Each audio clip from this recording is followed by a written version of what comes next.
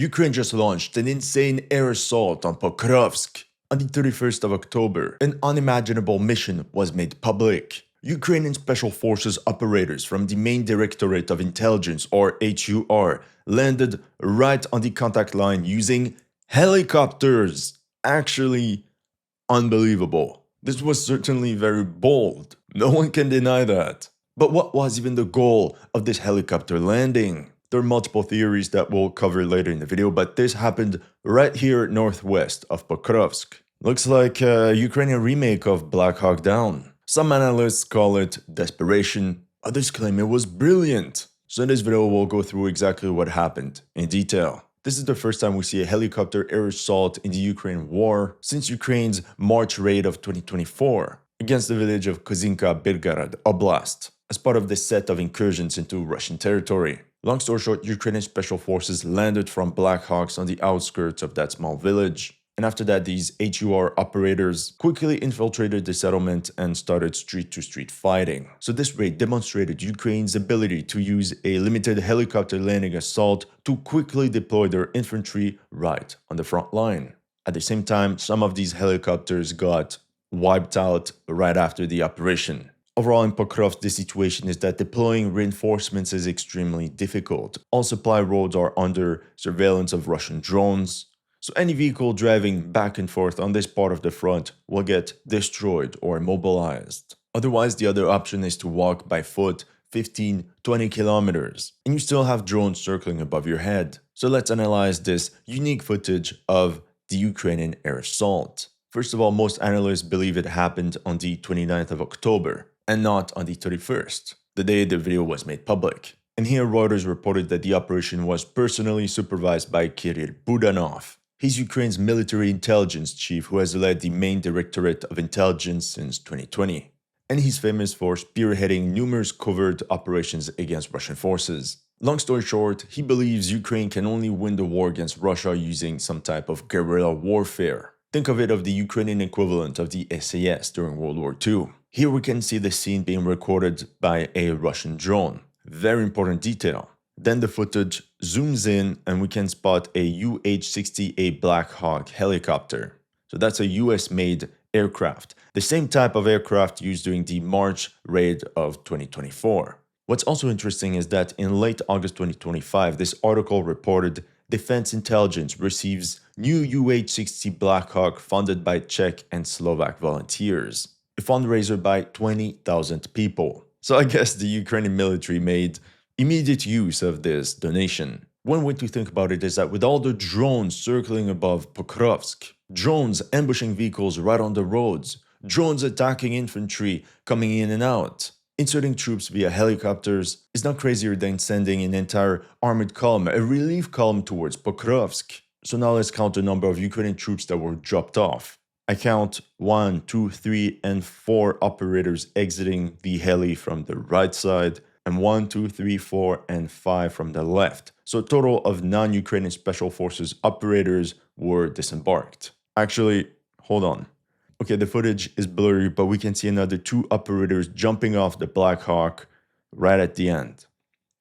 So the Ukrainian HUR successfully landed 11 paratroopers right under the nose of the enemy, which makes sense considering that the max capacity of a Black Hawk is 11 seated passengers. And then the helicopter clumsily flies back and we see the troops running across open terrain. Oh my god, look! They're running in open terrain, grouped up! What's funny is that if we only take this part of the footage, we could literally make a propaganda statement saying that the Ukrainians are now using human waves to counterattack in Pokrovsk. The unit then separates in 2 groups that went on to take position in the area of the gas station and the entry of the industrial zone of Pokrovsk. This is an important event because it proves that helicopter landings are still relevant in 2025 and can be somewhat successful. Now you might ask, what can 11 Special Forces operators possibly achieve in the grand scale of things of the Battle of Pokrovsk? That's exactly it. Now we have clues that might indicate that they were probably not alone. There was this Russian fiber optics drone camping on a Ukrainian supply road, and then he records a Black Hawk. And immediately after records a second one right behind it. So we have visual confirmation that during this operation at least 2 Black Hawks were deployed. And who knows how many helicopter landings there actually were. What I often tell you in my videos is that in the age of drones, it's often what is not recorded that is the most important. It's not because we only have visual confirmation of one helicopter landing troops that is the only one that was involved in this operation. According to Funkar 350, it's 3 UH-60 Black Hawks that took part in this air assault. I don't know where he got this information from, but it's interesting. It could make sense considering that this would mean an entire platoon of special forces was deployed. Now, officially according to the AFU, this operation managed to improve the tactical position in several blocks of Pokrovsk. To see if this is true or not, we have to look at a 3D map.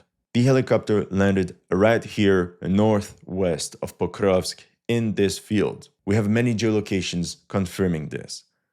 And the operators ran in this direction, southeast. And if we zoom out, we understand that they were deploying towards this industrial complex.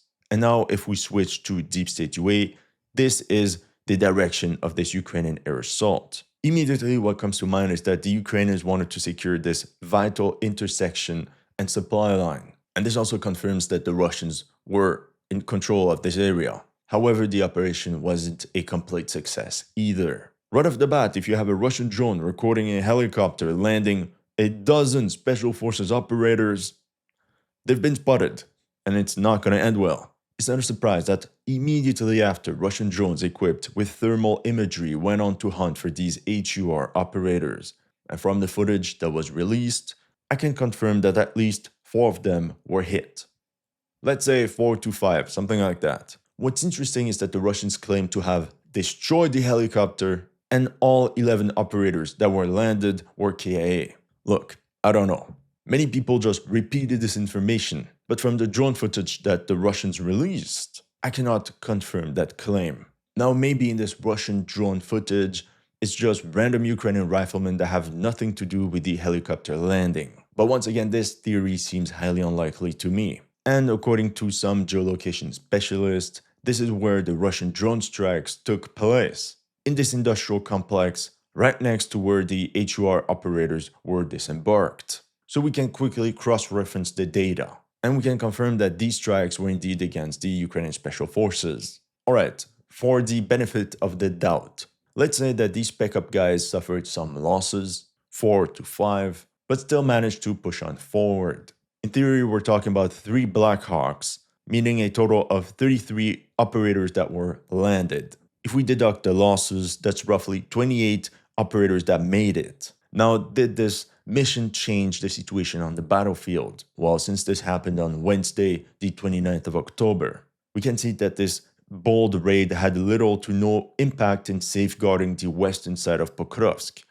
Actually, Russian forces are already tickling Rishine. I don't really understand the point of this mission. And you know what? This is exactly what Ukrainian journalist Yuri Butusov wrote on his Facebook page. He said, I quote, "In fact, tactically speaking, in modern warfare, landing 2 squads of fighters in an open area, in a kill zone, in full view of enemy drones is an illiterate tactical decision. Secondly, 2 special forces units cannot significantly influence the situation in a city where several brigades and regiments are fighting for it, and where the main problem is to provide logistics and maneuver for those already there. Mistakes are covered up with PR, and therefore elite groups continue to be sent on high-profile heroic missions, the losses of which are never disclosed, just as the real results are not announced." You know what, if there was more critical thinking like this in Ukraine, the AFU in general would be in much better shape. But hold on, let's take a step back.